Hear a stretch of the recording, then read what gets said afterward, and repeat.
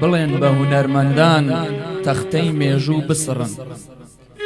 ئیدی ئەم گۆرانیانە بۆ لەمە و دوان نەچڕن. شیرین تەشی ناڕێسێ تەشیەکەی فڕێداوە، ئەو ئێستا پێشمەرگەیە و لە ڕووی دوژمن وەستاوە. فاتیمە چاوی مەستی ئێستا دەڵێی کانیە، بەدڵ وا لە شنگالە و بۆ خۆی لە کۆبانیە.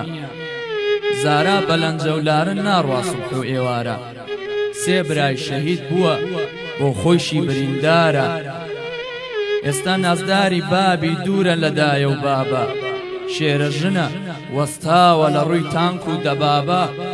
سەوزە نەخۆش ناکەوێ هەتا باڵە بشکێنێ، باڵی ئەوە ئەبڕێ دەست بۆ خاکی بهێنێ.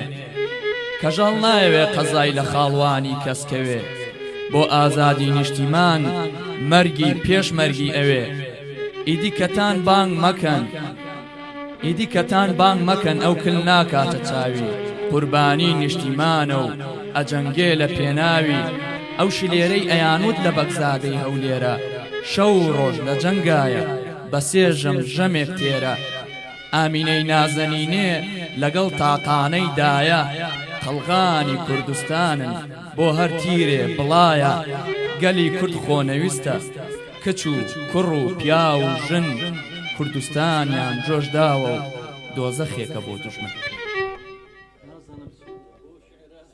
وڵای بەدانشی لێکدانە و بۆ هەوشە بە وشەکانی بکەی. ئەو هاتووە تێکەڵکێشی کردووە لەگەڵ ناوی ئافرەت کە بەکار هاتووە لە گۆرانی میلیەکانە.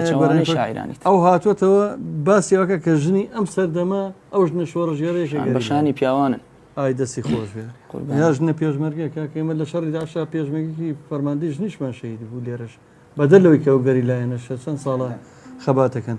دەستان خۆش بچینە لای مەقامەشی زۆر خۆشتر.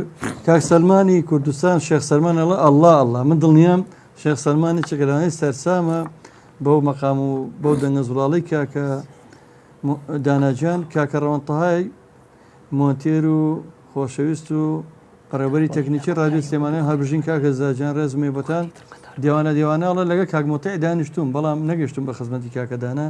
کاکەداناش ئەو گەنجە خۆشەویستەیە کامڕۆ هەمومان من لە خزمەتی ئەمەکو خۆمە گۆڕادەکەم فەرموو.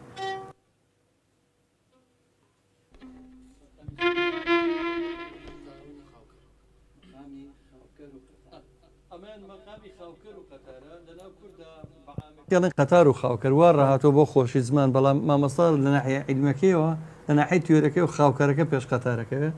ئەچینە لای مەقامی خاوکەر و قەتار کە یەکێکە ئەویش لە هەمان شێوە لە شین و چەمەریەکانی گەرمیان.